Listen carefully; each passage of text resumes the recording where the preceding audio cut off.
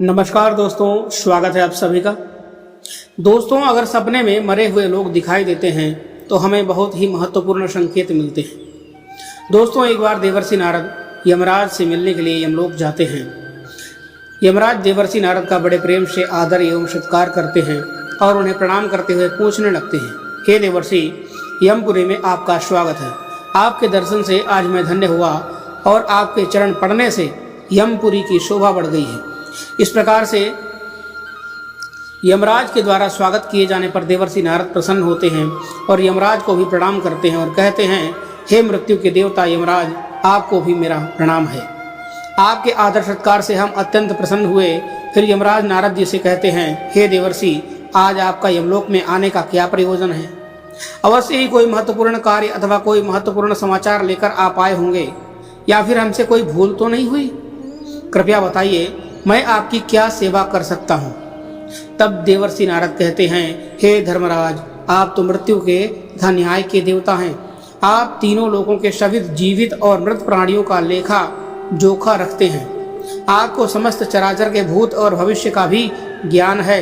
इसलिए मैं आपके पास कुछ शंका लेकर आया हूँ, जिसे दूर करने की कृपा करें। फिर यमराज कहते हैं, हे देवर्षि, आप सत्य कहते हो। हम तीनों लोकों में निवास करने वाले सभी जीवित और मृत प्राणियों का लेखा जोखा अवश्य रखते हैं, किंतु आपके मन की बात जानना हमारे बस की बात नहीं है। आप तो तीनों लोकों की खबर रखते हैं। आप भगवान विष्णु के सबसे प्रिय भक्त हैं। आप समस्त शास्त्रों का भी ज्ञान रखते हैं, किंतु अगर आप मुझसे कुछ जानना चाहते हैं तो मैं अवश्य ही आपकी सहायता करूंगा।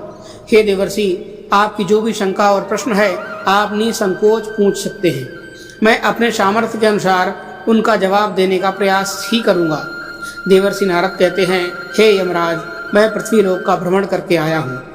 मैंने पिशाच, प्रेत, कुष्मांड, बेताल, ढेल, पिशाचनी आदि प्रकार की कई विचित्र चीजें देखी हैं जो जंगल में निवास करती हैं। इसके साथ ही मैंने यह भी देखा है कि सभी दुष्ट शक्तियाँ मनुष्यों को परेशान करती हैं, उन्हें दुख देती हैं। इसका क्या कारण है? यह सभी बुरी शक्तियाँ मनुष्यों को क्यों परेशान करती हैं? तथा मेरे मन में अन्य एक प्रश्न है कि मनुष्य कई बार सपने में अपने पूर्वजों को देखता है, तो इसका क्या अर्थ होता है? सपने में मरे हुए लोग दिखाई देने का क्या मतलब है? इससे मनुष्य को कौन से संकेत मिलते हैं? मैं समस्त मनुष्य जाति के कल्याण के लिए इन प्रश्नों के उत्तर जानने के लिए ही आपके पास आया हूँ।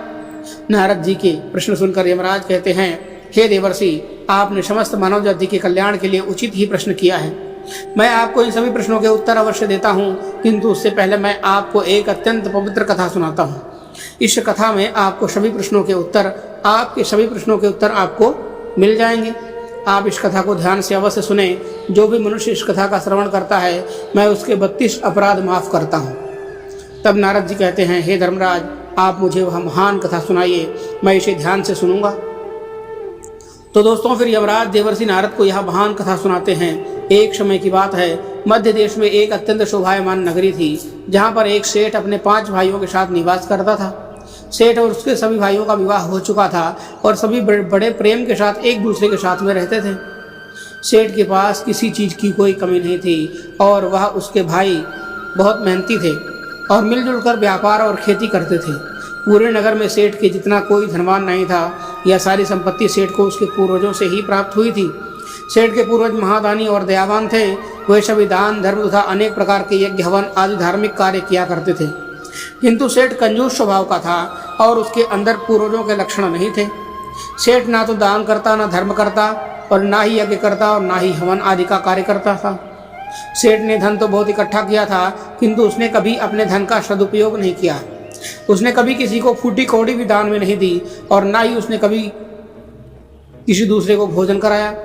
सेठ के पूर्वज तो मंदिरों में भंडारा दिया करते थे, गरीबों को वस्त्र तथा अन्न का दान किया करते थे, लेकिन सेठ ने अपने पूर्वजों का कभी अनुसरण नहीं किया।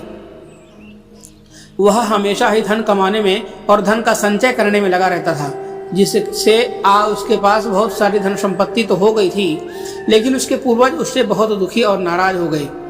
सेठ के पूर्वजों को अपने पुत्र का व्यवहार ठीक नहीं लगता था। इसी कारण से वे पितृलोक में भी दुखी रहा करते थे।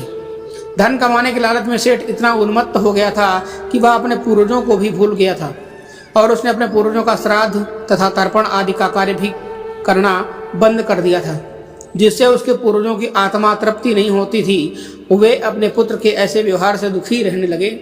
फिर एक दिन उस सेठ के पूर्वज चर्चा करते हैं और उनसे मिलने के लिए जाने के विषय में सोचते हैं। फिर सभी पितृगण यमराज के पास जाते हैं और उनसे प्रार्थना करने लगते हैं, प्रभु। वे सभी यमराज से कहते हैं, हे धर्मराज, हमारे पुत्रों की मति भ्रष्ट हो गई है, जिस कारण से हमारी संतुष्टि नहीं हो रही है। कृपया आप हमें हमारे पुत्रों से मिलने के लिए एक बार जाने दें। हम हमारे पुत्रों को समझा कर लौट आएंगे। उन्हें शास्त्रों का ज्ञान देकर फिर से हम लोग लौट आएंगे। तब यमराज ने उन्हें आज्ञा देते हुए कहा, हे महात्माओं, तुम अपने पुत्र को मिलने के लिए तो नहीं जा सकते, किंतु तुम अपने पुत्र को स्वप्न के माध्यम से संकेत अवश्य दे सकते हो। फिर वे सभी पितृ इस बात पर सहमत हो जाते हैं और एक एक करके अपने सभी पुत्रों के सपने में जाकर उन्हें दर्शन देते हैं। सबसे पहले वे अपने बड़े पुत्र के अर्थात उस सेठ के सपने में उसे दर्शन देते हैं और उसे संकेत देते हैं, किंतु उनका बड़ा पुत्र उनके संकेतों को समझ नहीं पाता। दूसरे दिन जागने पर वह उस सपने को भूल जाता है और अपने पितरों के द्वारा दिए गए संकेत को भी नजरअंदाज कर देता है। फिर सभी पितृगण अन्य पुत्रों के सपनों में जाकर उन्हें भी दर्शन देने लगते हैं तथा उन्हें अनेक प्रकार के संकेत भी देते हैं, लेकिन उनके बाकी पुत्र भी उन संकेतों को दुर्लक्ष्य कर देते हैं। कोई भी अपने पूर्वजों के द्वारा बताए हुए संकेतों को समझ नहीं पाता है, जिससे सभी पितृगण अत्यंत दुखी और नाराज हो जाते हैं। सेठ और उसके भाई धन कमाने के लालच में पूरी तरह अंधे हो चुके थे। उन्होंने पूर्वजों के द्वारा प्राप्त दिव्य संकेतों का महत्व कुछ भी नहीं लगाया था, किंतु पितरों के स्वप्न में दर्शन देने के कुछ ही दिनों के बाद उस सेठ को व्यापार में नुकसान उठाना पड़ता है। उसे व्यापार में बहुत ज़्यादा घाटा होने लगता है, जिससे उसकी सारी धन संपत्ति नष्ट हो जाती है। सभी भाइयों में वाद विवाद और लड़ाई झगड़े होने लगते हैं। पूर्वजों द्वारा जमा की हुई सारी जमीन जायदाद को वे बेच डालते हैं और पूरी तरह से बर्बाद हो जाते हैं। सभी भाई एक दूसरे से अलग हो जाते हैं और अपना अपना पेट पालने में लग जाते हैं। उधर स्वर्गलोक में पितरों को अपने पुत्रों की ऐसी दुर्गति देखकर बहुत पीड़ा होने लगती है। सभी पितृगण अत्यंत दुखी और उदास हो जाते हैं। फिर से वे सभी यमराज के पास जाते हैं और कहने लगते हैं, हे धर्मराज, हमसे हमारे पुत्रों की ऐसी दुर्गति देखी नहीं जाती है। हमारे द्वारा किए गए सभी पुण्य कर्मों को हमारे पुत्रों ने नष्ट कर डाला है। कृपया आप कुछ ऐसा उपाय करें जिससे हमारे पुत्रों को उनकी भूल का पता चल जाए। फिर यमराज उन पितरों से कहते हैं, हे महात्माओं, तुम्हारी इस व्यथा को मैं समझता हूँ, मैं तुम्हारी अवश्य ही सहायता करूँगा। फिर दोस्तों, यमराज एक साधु का रूप धारण करके पृथ्वी पर आते हैं और उन पितरों के पुत्रों को मिलने के लिए जाते हैं। सबसे पहले उस सेठ के घर पर जाते हैं तो वह सेठ अत्यंत बीमार पड़ा हुआ होता है। सेठ की पत्नी साधु का स्वागत करती है और दान करने लगती है, तो वह साधु कहता है, पुत्री, तुम्हारे घर में पितृदोष है, उसी कारण से तुम्हारे पति की यह दशा हुई है। तुम्हारे पति के कर्मों के कारण उसके पूर्वज रुष्ट हुए हैं। साधु की बात सुनकर सेठ पूछने लगता है, हे साधु, मैंने ऐसा कौन सा पाप किया है जो मेरा सब कुछ बर्बाद हो गया? मेरे भाई भी मुझे छोड़कर चले गए हैं और मैं बीमार पड़ गया हूँ। तब वह साधु कहता है, हे पुत्र, तुमने अपने पूर्वजों को नाराज किया है। तुम्हारे पूर्वजों ने जो संपत्ति और पुण्य अर्जित किया था उसे तुमने और तुम्हारे भाइयों ने नष्ट कर दिया। इसी कारण से तुम्हारी यह दुर्गति हुई है। तुम्हारे पूर्वजों ने सपने में आकर तुम्हें कई बार महत्वपूर्ण संकेत दिए थे, किंतु तुमने उन संकेतों को दुर्लक्ष्य कर दिया और अपने पूर्वजों को अपमानित किया है। यही कारण है कि तुम्हारा सारा वैभव नष्ट हो चुका है। इस प्रकार से उस साधु के द्वारा बताने पर उस सेठ को सब कुछ पता चल जाता है। उसे याद आता है कि उसके सपने में उसके पूर्वजों ने उसे दर्शन दिया था। वह सेठ उस साधु से कहता है, हे साधु महात्मा, आप सत्य कह रहे हैं। हमारे पूर्वजों ने हमें सपने में दर्शन अवश्य दिए थे, किंतु हम उनके द्वारा दिए गए संकेतों को समझ नहीं पाए। कृपया आप मुझे सपनों में पूर्वजों को देखने पर क्या संकेत मिलते हैं, इस बारे में बताइए। फिर वह साधु कहते हैं, हे पुत्र, अब तुम ध्यान से सुनो। मैं तुम्हें सपने में पूर्वज दिखाई देने पर मिलने वाले संकेतों के बारे में बताता हूँ। यमराज कहते हैं, हे पुत्र, यदि पितरों का उद्धार नहीं होता है तो वे प्रेत योनि में ही मृत्यु लोक पर भटक रहे होते हैं। वे भूख प्यास से व्याकुल होकर अपने परिवारजनों के घर में प्रवेश करते हैं। यदि सपने में हाथी, घोड़ा, बैल अथवा मनुष्य का विकृत रूप दिखाई पड़े तो समझ जाना चाहिए कि पितृगण अपने पुत्रों के व्यवहार से अत्यंत दुखी हैं। जो मनुष्य पशु पक्षियों को अन्न का दाना नहीं डालता तो उसके पितृ अत्यंत दुखी होकर पशुओं का रूप धारण करके सपने में दर्शन देते हैं। यदि कोई ऐसा सपना आता है जिसमें कोई पशु अथवा जानवर मनुष्य की वाणी में बोलता हुआ दिखाई दे अथवा कुत्ता, बैल, गाय आदि प्राणी मनुष्य की तरह बात करते हुए दिखाई पड़ते हैं, तो इसका यह अर्थ होता है कि मनुष्य के पितृ उससे अत्यंत रुष्ट हैं। ऐसे मनुष्य को भविष्य में भयंकर अपमान का सामना करना पड़ सकता है। ऐसे मनुष्य के जीवन में क्लेश होता है उसके भाई बंधु पशुओं की भांति युद्ध करने लगते हैं।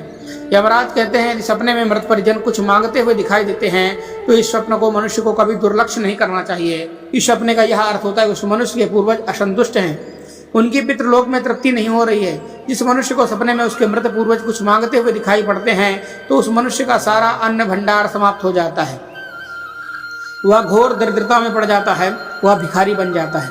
इसलिए उस मनुष्य को तुरंत ही अन्न का दान करके अपने मृत परिजनों को संतुष्ट करना चाहिए। यदि सपने में पूर्वज क्रोधी अवस्था में दिखाई देते हैं तो उस मनुष्य के पूर्वज उसके कार्यों से संतुष्ट नहीं है। वह मनुष्य जो भी कार्य अथवा व्यापार कर रहा है उसे उस समय नुकसान उठाना अवश्य पड़ता है। उसके द्वारा किए गए सभी कार्य व्यर्थ हो जाते हैं, उनका कोई फल उसे प्राप्त नहीं होता है। यदि सपने में पूर्वज दिखाई पड़ते हैं और अचानक से अदृश्य हो जाते हैं तो आने वाला समय में उस मनुष्य पर कोई बड़ा संकट आने वाला है, ऐसा समझना चाहिए। यदि सपने में कोई मनुष्य अपने मृत परिजनों को रोता हुआ दिखाई देखता है तो उसके पूर्वज उसे यह संकेत दे रहे हैं कि उसे भविष्य में नुकसान उठाना पड़ सकता है।